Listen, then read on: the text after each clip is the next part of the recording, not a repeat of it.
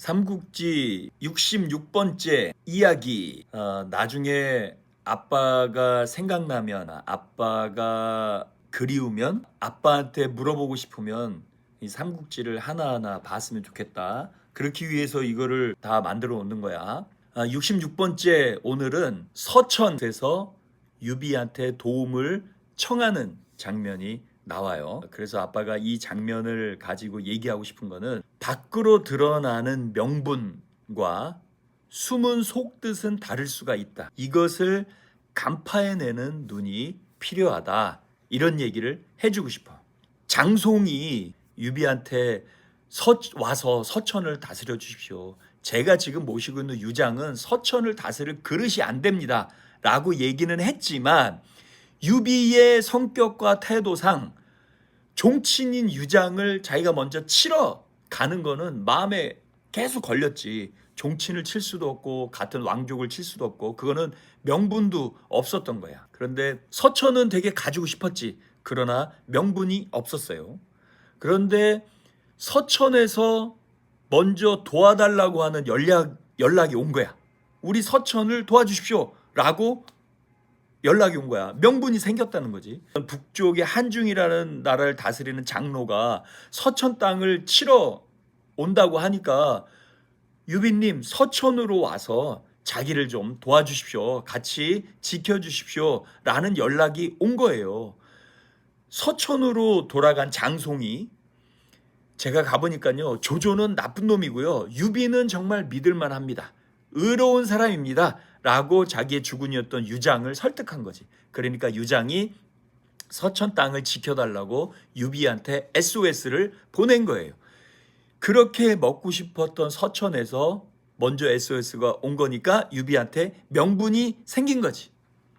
서천이 도움을 청하니까 내가 도와주러 간다. 이런 명분이 생겼던 거야. 유비는 명분이 있어야 움직이는 거고 대의가 있어야 움직이는 사람이라고 했잖아. 그거를 굉장히 중요하게 생각하는 사람이라고. 대의 명분이라는 말을 쓰는데 대의 명분이라는 건 큰 뜻을 가진 명분이다. 이런 뜻이야.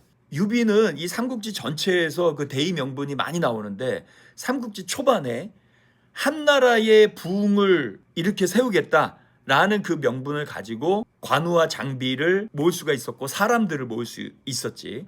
또 이 한나라의 부흥을 도와주십시오 라고 제갈공명을 데리고 올 수 있었고 이번에는 자기와 똑같은 종친 유장의 부탁을 들어주기 위해서 도와주기 위해서 서천으로 간다라는 명분에 따라서 움직였던 거야. 그런데 그 마음은 뭐냐? 서천을 차지하고 싶다라는 마음이 있었던 거지. 그런데 겉으로는 서천을 도와준다라는 명분으로 움직였던 거예요. 좀 답답하지?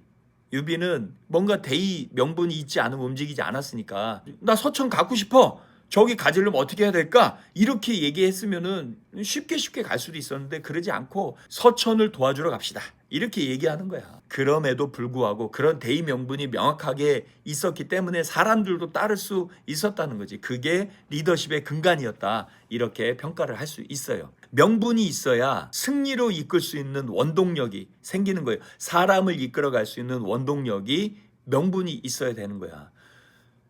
조직에서도 어떤 대립이라든가 이견이 있을 때 누구의 명분이 더 옳은 것인가, 누구의 명분이 더 옳고 중요한 건가에 따라서 승패가 나뉘게 돼 있어요. 나라를 위한다는 명분, 또 회사를 위해서는 이게 더 맞다라는 명분이 있어야 그 사람이 주장하는 대로 회사가 움직이게 되는 거지.